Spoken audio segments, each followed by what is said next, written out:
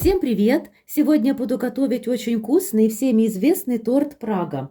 Что мне для этого потребуется? 140 грамм сахара, щепотка соли, 130 грамм муки, 8 грамм разрыхлителя, 40 грамм какао, 80 грамм молока и 100 грамм растопленного сливочного масла. Также мне нужно будет яйца. По рецепту идет 4 яйца. Но я один раз попробовала с теми же количеством продуктов взять 5 яиц. И поверьте, бисквит превзошел все ожидания. Поэтому я беру 5 яиц, но вы можете взять и 4. Итак, приступим к приготовлению. Сразу же приготовлю сухие продукты. К муке добавлю какао 40 грамм.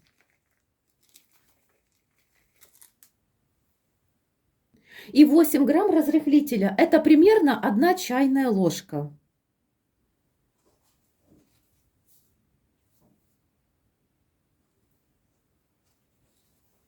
Когда все добавили, я перемешаю сухие продукты венчиком.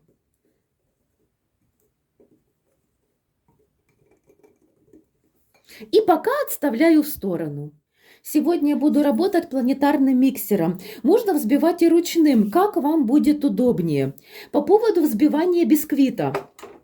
Одна знакомая мне говорила, что у нее не получается никак сделать бисквит. Я спросила, в чем причина. Она говорит, я вот когда взбиваю, пощупаю уже, когда растаял сахар, ну, как бы думала, что уже готовый бисквит. То есть нет, друзья, бисквит надо взбивать, если, смотрите, если, допустим, взбиваем мы только белки отдельно от желтков, засекайте 5-6 минут.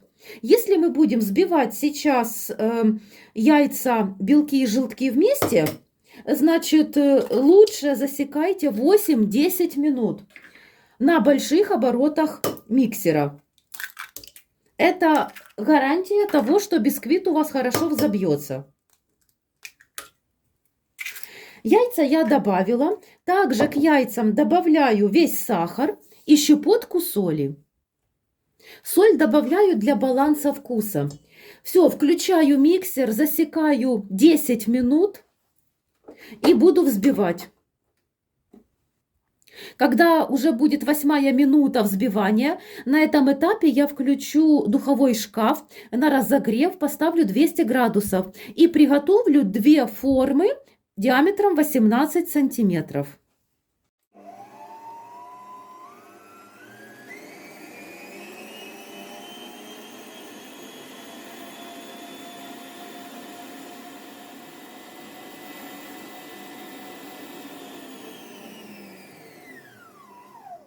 У меня прошло 10 минут.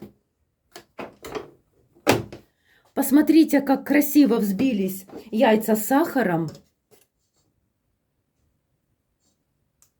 в красивую белую массу, такую плотноватую. Дальше сюда я вливаю молоко комнатной температуры 80 грамм. Аккуратненько. И 100 грамм растопленного сливочного масла. Но оно должно уже немножко остыть. И на средних оборотах миксера, можно даже сказать на минимальных, сейчас буду все перемешивать.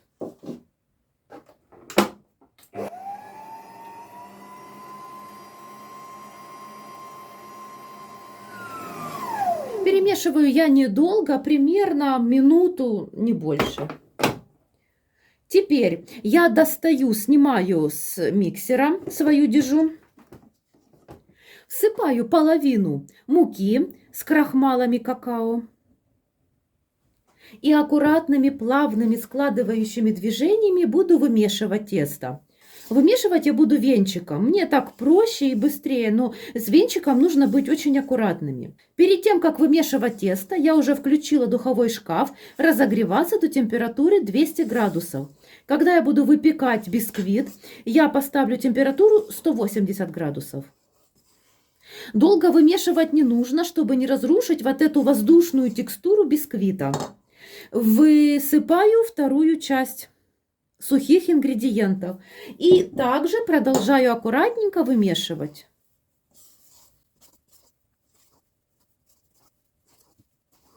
В конце я пройдусь по стенкам чаши лопаткой. Венчики имеют свои преимущества, а лопатки свои. В процессе вымешивания тесто немного осядет, но пусть это вас не пугает. Продолжаем вымешивать, только аккуратно. Убираю венчик и сейчас пройдусь лопаткой по стенам чаши.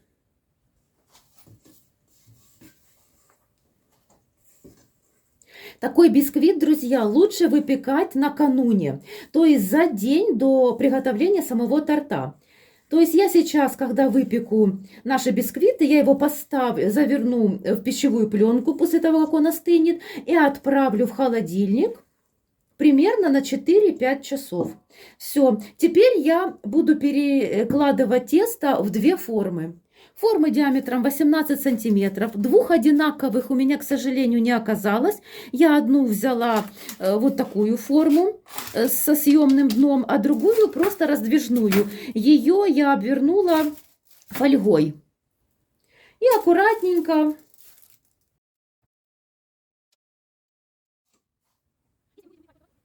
отправляю в духовой шкаф, температура 180 градусов, время выпечки примерно 30 минут, но после где-то 25-30 минут проверяйте шпажкой или зубочисткой. Шпажка должна выходить легко и должна быть сухой. После того, как приготовятся бисквиты, вы не доставайте сразу их с духовки, вы выключите духовой шкаф и приоткройте немножко дверцу и в таком виде подержите 10 минут. Только потом мы будем доставать их на стол. Пока наши бисквиты выпекаются, мы не будем терять времени и приготовим заготовку для крема. Это заварная основа. Потребуется для этого мне 400 грамм молока, 3 желтка и 1 белок, 130 грамм сахара и 35 грамм кукурузного крахмала. Не будем терять время!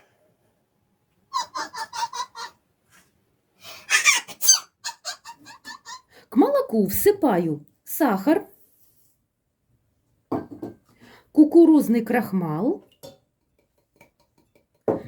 и желтки с белком. И отправляю все на огонь, на маленький огонь, и буду постоянно перемешивать. То есть это будет заварной крем, заварная основа. Так сказать, первая часть нашего крема. Также по желанию, друзья, можно добавить для аромата пакетик ванильного сахара. Я всегда работаю с ванильным сахаром, а не с ванилином, потому что ванилин горчит, и я не хочу рисковать в своей выпечке. А ванильный сахар и приятный, и сладкий, и ароматный. И все, и вот так вот медленно-медленно помешиваем, не отходим, пока смесь хорошо не загустеет. Все, крем у меня заварился, я постоянно его помешивала, чтобы он не пригорал. Вот так вот, друзья, постоянно помешивая, я довела крем до кипения. Он хорошо уже заварился. Посмотрите, какая консистенция плотная. Теперь я его снимаю с огня, даю немножечко остыть и переложу в другую посуду. Крем перекладываю в другую посуду. Накрываю пищевой пленкой в контакт. В таком виде я оставлю остыть крем до комнатной температуры, а потом поставлю в холодильник на ночь.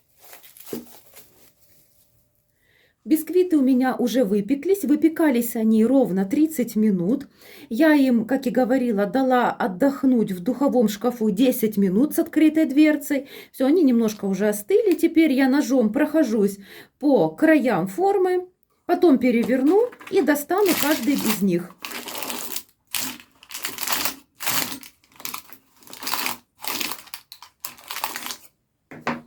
Переворачиваю и открываю.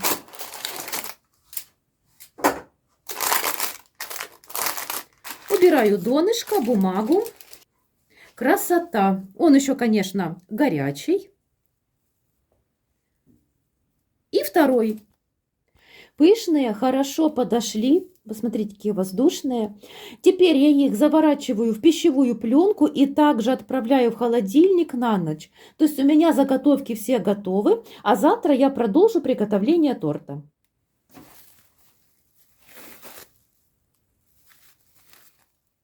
Теперь, друзья, смотрите, я займусь второй частью нашего крема. Для того, чтобы крем был еще более нежным и воздушным, я буду использовать еще сливки 33% и выше 200 грамм и 80 грамм молочного шоколада. И можно взять горький. Я просто горький не люблю, поэтому я буду использовать молочный. Теперь я смешаю шоколад, добавлю 200 грамм сливок и буду аккуратно топить короткими импульсами в микроволновой печи. Сейчас надо быть очень аккуратной, чтобы шоколад не свернулся.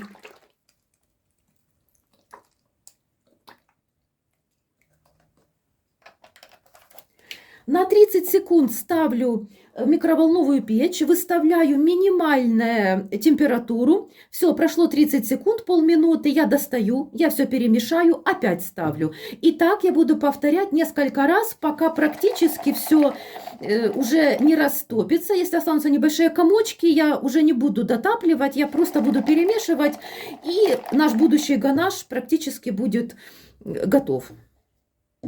Вот посмотрите, друзья, как бы казалось, что еще не дотопился шоколад, но больше не нужно его держать в микроволновой печи. Я просто вот так вот, ну где-то минуту буду хорошо перемешивать ложечкой, и оно все идеально красиво дотопится. Во-первых, все идеально красиво дотопится, а во-вторых, мы так уменьшаем риски сворачиваемости шоколада от высокой температуры. Вот, друзья, посмотрите, как хорошо все у нас растопилось, растаяло. Дальше я сейчас накрою стакан с будущим ганашем пищевой пленкой и подожду немножко, пока он остынет до комнатной температуры, и поставлю в холодильник примерно на часа 2, чтобы он тоже успел немножко остыть и быть более густым. Кстати, этот ганаш можно тоже сделать в виде заготовки накануне, то есть бисквиты, ганаш и заварную основу. Масло я в этот торт не добавляю, не хочу его утяжелять. Все, смотрите, друзья, я отправляю на 2 часа в холодильник, после этого продолжим работу. Ну что, друзья, у меня прошла ночь, я достала свои бисквиты с холодильника, сняла с них пищевую пленку и буду аккуратненько разрезать на 2 части. Верхушку я потом тоже немножечко срежу. Бисквиты я разрезаю вот такой вот струной кондитерской. Я сначала беру ножом, отмеряю визуально середину, и потом струной так вот хорошо прохожусь. И оно все ровненько, красиво отрезается.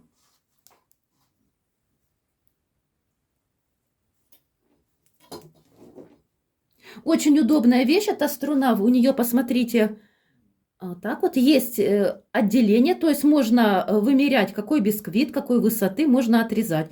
Я беру минимальную, ставлю вот здесь вот размер.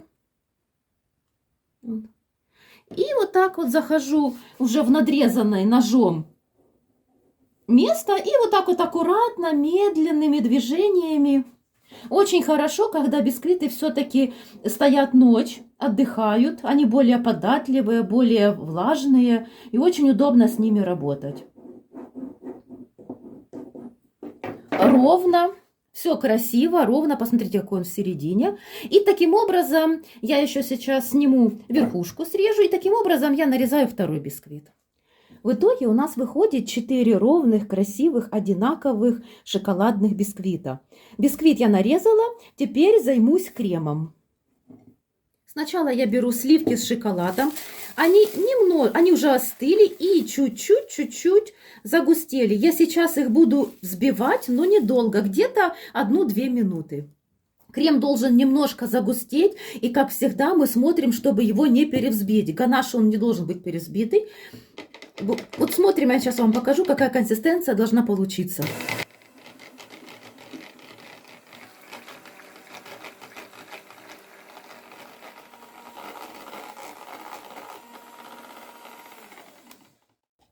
Вот Вот примерно такая консистенция должна у вас получиться. Впоследствии крем еще больше загустеет, но пока этого достаточно. Сейчас я займусь второй частью крема. Заварная основа уже очень хорошо застыла. Она вот такая вот плотная. Сейчас я ее взобью миксером. Миксер я венчики мыть не буду. Я теми же самыми венчиками разобью все комочки крема.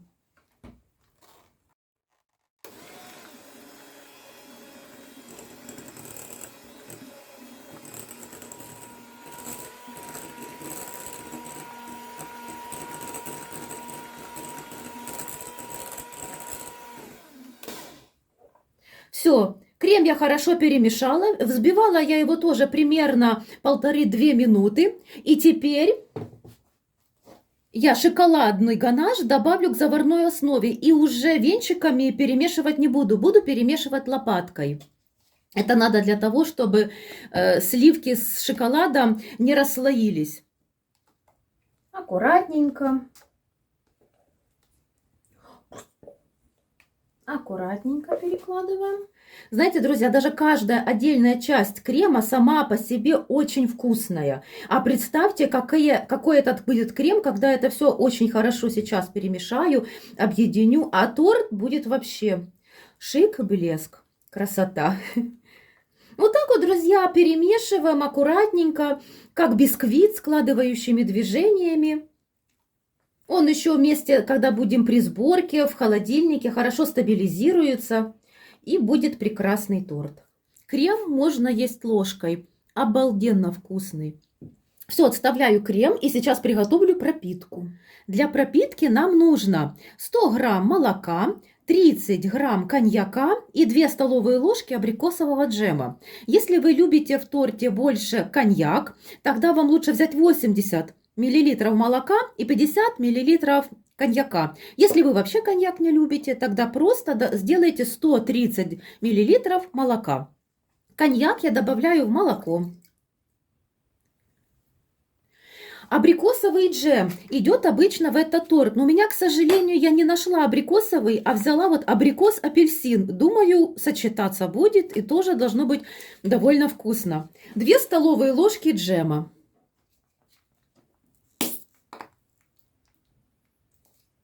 Раз. И вторая. Тоже добавляю примерно на глаз. И хорошо перемешиваю. Посмотрите, пропитка ароматная, уже готова. Какой красивый цвет, аромат. Просто супер. Все, собираем торт. Как я собираю торт, друзья? Сначала на подложку я немножечко наношу крема для стабильности. И первый корж. Собираю тортики я в кольце. Это мне удобно. И сразу же оно очень фиксирует все, и никуда он не плывет. Крем я визуально делю на 3 части, поскольку верх я хочу покрыть ганашем отдельно. Если вы будете для дома использовать, то можно поделить визуально крем на 4 части и верхнюю 4-ю часть просто сверху залить. Я так делать не буду, буду делать немножко по-другому. Все, выложила первый корж, потом нашу пропитку, потрясающе вкусную. Если вы, друзья, знали, как сложно вот так готовить тортики, облизываться уже сама не дождусь, когда же я его сделаю, он настоится, и уже наконец-то его попробую.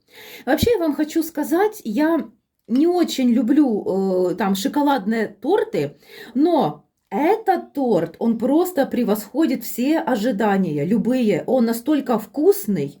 Вот этот крем, вот эта пропитка. Конечно, это, возможно, не самый классический вариант торта Прага, но он мне очень нравится, друзья. Я вам хочу сказать, он очень вкусный вот именно вот в таком вот варианте. Дальше.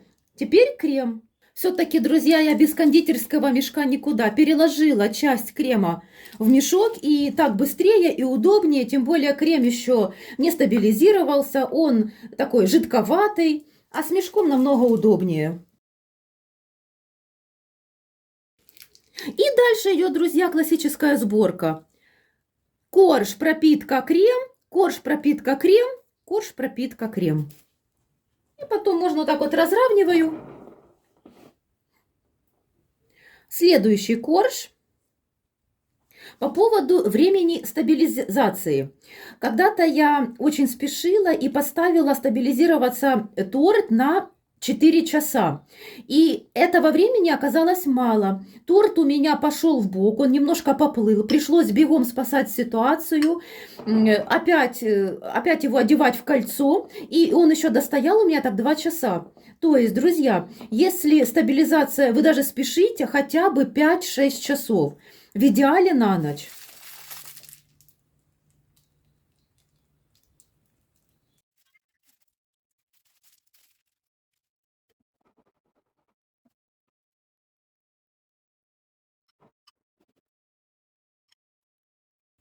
Такой торт отличный вариант готовить, например, на любой день рождения, когда много гостей, и вы не знаете, какой вкус у какого гостя. Потому что он как бы идеально подойдет и для любителей шоколадных тортов, и, как я уже говорила, для таких, как я, которые не особо любят горький шоколад.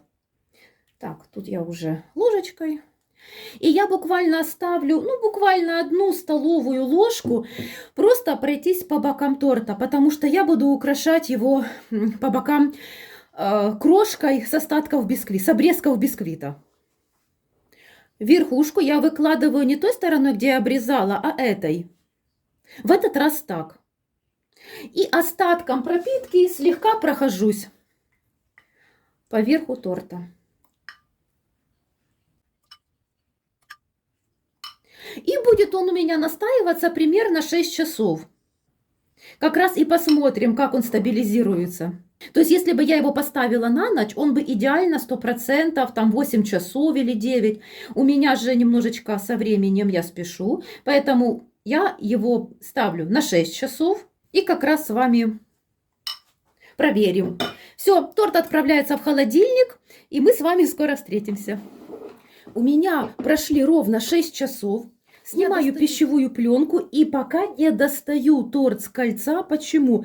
Потому что я хочу залить сверху шоколадный ганаш, и чтобы он зафиксировался еще в кольце. Но перед этим я верх и бока торта буду обмазывать еще абрикосовым джемом. Ну, в моем случае абрикосово-апельсиновым. То есть чуть-чуть. Так вот выдавливаю наверх бока торта. И аккуратненько лопаточкой так вот разравниваю.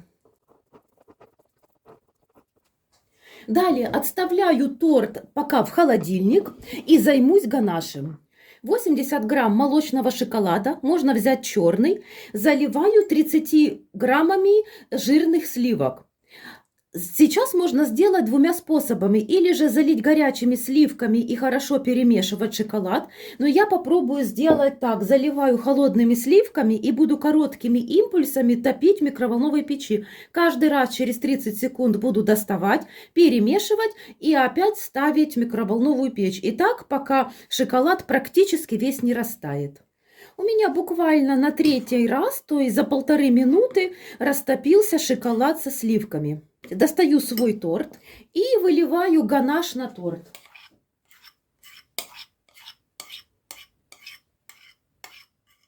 Кстати, это идеальная пропорция для подтеков. И вот так вот вращающими, перед вращающими я лучше ложечкой разровняю.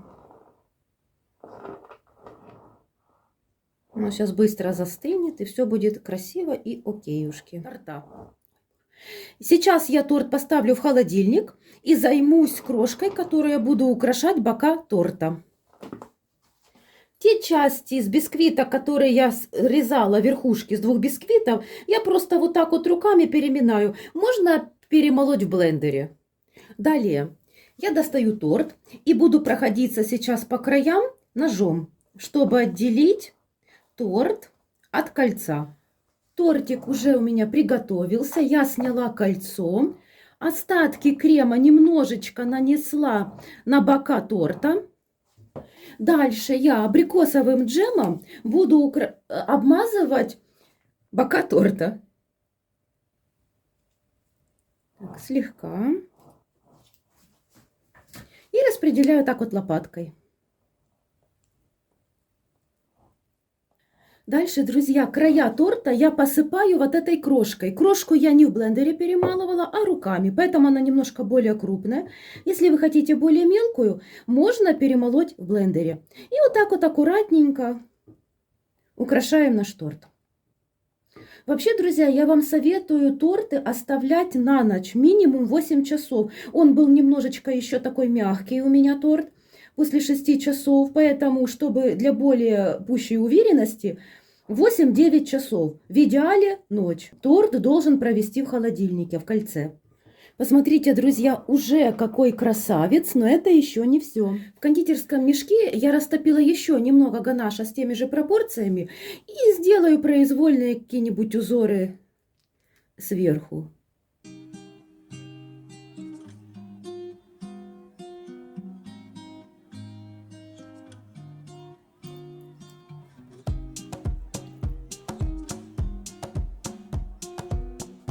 Вуаля! Давайте резать и будем пробовать.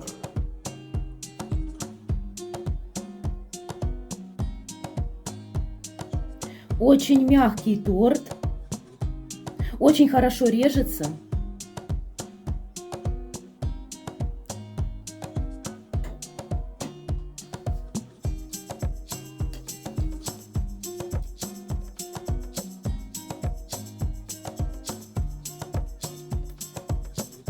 Посмотрите, друзья, какая это красота! Торт в разрезе просто прекрасный.